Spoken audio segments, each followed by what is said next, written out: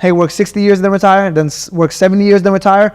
And before you do all that, by the way, you have to borrow a bunch of money to go to school, because you talk about this a lot. You went to college, you got student loans. How sad is it that people literally have to go to school, borrow money to go to school, to then get a job, to then pay back the student loans, to then pay taxes on the money they make from their job? Their entire life is borrowing money and paying back people, even though they're the one that's doing all of the work. And then if you consider the trade-off, because there are some careers that you can go to college for that actually do present, great financial success for yourself and your family moving forward. But there's a lot of different people who are going to school, and then they get out of college, they've racked up tens of thousands of dollars in debt, and you're struggling to find a job. Because I look at college like, when you come out of college, you get a degree, you finished all of that, there should be a guarantee that you have a job waiting for you. And even if you have to wait, I don't think it should pass like 6 months to a year. If you then enter, because I think they give you like a year period, maybe like 6 months or something to pay back your student loans. I've never made a payment, so I wouldn't know. I've been in forbearance forever. So whatever the case is, but there's no reason why you should be graduating and you're waiting desperately to hear back for somebody hiring. And then to make matters even worse, the job that you get, because you're starting your life, all right, I'm going to go get a house. Well, you got to take out a mortgage. I'm going to go buy a car. Well, I'm going to go get myself a car note or whatever. Then you're still paying back your entire life is paying back debt. Your entire life. So this is what society has trained you to do. If we're going to go big picture, right? Society has trained you from the moment you're born to learn, take out a bunch of debt, pay back until you die. And your entire life, you're going to spend it paying back debt until you die by working 8 hours a day, 9 hours a day, 10 hours a day, paying back until you die. Meanwhile, there's people like me who live freely, make a bunch of money. I don't have to pay anything back. I don't have to go too crazy. And it's all because I was able to start a business, create my own future. And for you, it's like, how does it feel? I'm not even dissing you, but how does it feel to borrow? I don't know how much money you borrow for student debt. I don't know if you're comfortable sharing. But imagine going to college, borrowing a bunch of money just to go make YouTube videos. Right? And what's funny about it was when I had left college, I'm just sitting there, I'm like, yeah, you know what? I'm gonna hold it. The positive was, because I wasn't making no money straight out of the gate, I was able to, pretty much just go into forbearance. Oh man, he's broke. He can't pay anything. And I was looking at, oh great, I ain't got no money to pay you back. Magnificent, but I ain't got no money to sustain my life. So if my mom didn't cook, I didn't eat. If my dad didn't drive me somewhere, I would either bike somewhere or I stayed inside the house. But with college, and it gets to a point where it's funny, because I talk to most people that I talk to who have college degrees, they're not even utilizing their college degree for what it is that they're doing.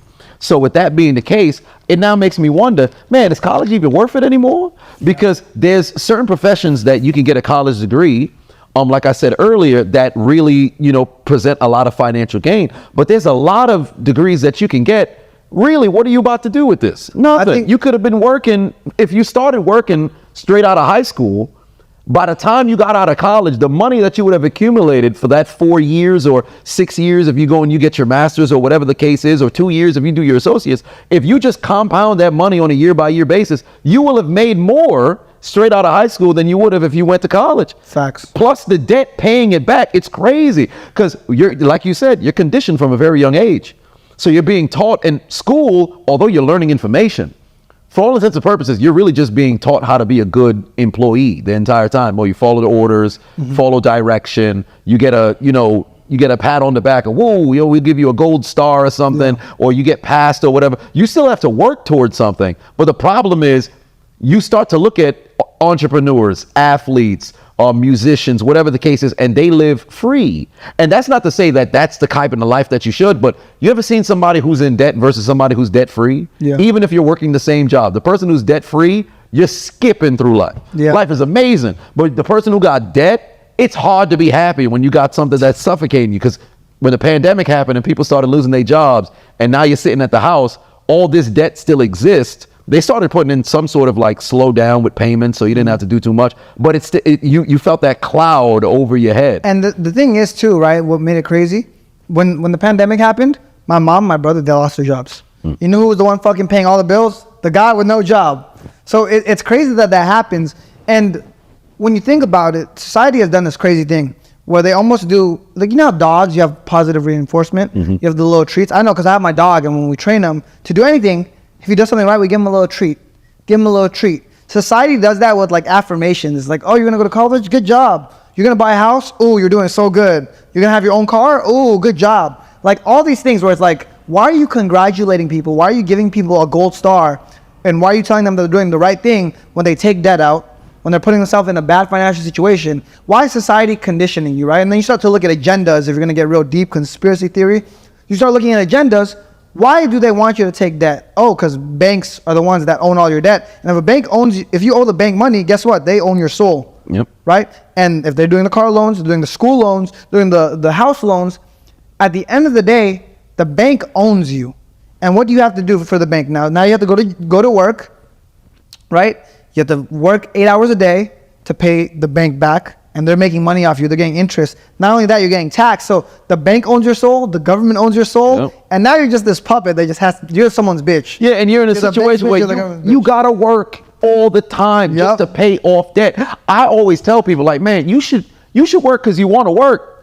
Like, although, of course, you'll have debt in different places. Like, you take out a car loan, then by all means. But it all goes back to planning. What's the plan to get out of the debt so that the debt don't stay? That's how they take the magic out of your life. Yep. Because think about it. If I want to, like, make someone my bitch forever, I'm just going to give them a bunch of money and say, hey, if you don't pay me back, guess what? Cops are coming to your house. You know, like, imagine this. Imagine all of your broke friends, if you could loan them money. Because I have friends from when I grew up broke, they want to borrow money from me. The only reason I don't do it is because if I were to give them money, how am I going to enforce that? Am I going to send, like, I'm not a gangster. I'm not going to have people go to their house and break their legs if they don't pay me back. But let's say I had that ability to. Let's say I had the ability to, like, break people's legs if they didn't pay me back money. I would be giving money to everyone. Everyone that wanted money, here's your money. Because I know for a fact, no matter what, they're going to pay me back. Otherwise, they get their legs broken. Yeah, like if I was alone, because I'm from New York, right? So we got a bunch of, the mafia's out there, not as prominent as it was in the past, but I would hate to have a situation where, like, I become a loan shark and then, like, with your friend. Like, I was watching The Sopranos not too long ago. And in the second season, Tony had an old high school friend, and his he was pretty much, you know, in crippling debt across the board. He came to Tony, and Tony was like, wait a minute, come on now. I know the type of person that you are. I don't want to loan you this money because I know you're not going to pay me back. But then the evil part of him was like, you know what, bet I'm going to go ahead with it, right? And then ultimately, by the end of the season, the dude was on the verge of killing himself. He ended up having to, you know, give his son's car to Tony, and then he ended up leaving to like leave the state and flee, or whatever the case was. And ultimately, if you really want to make money, if you become a loan shark, now you have that threat that's there. You'll have endless amount of money, because that person, they know not only just broken legs, you could end up threatening friends, people around them. You can say, oh man, yeah, you know, I saw your aunt at the gym, man. It'd be a shame if she couldn't go anymore. Right? You just start doing the little thing. Well, wait a minute, what's going on over here?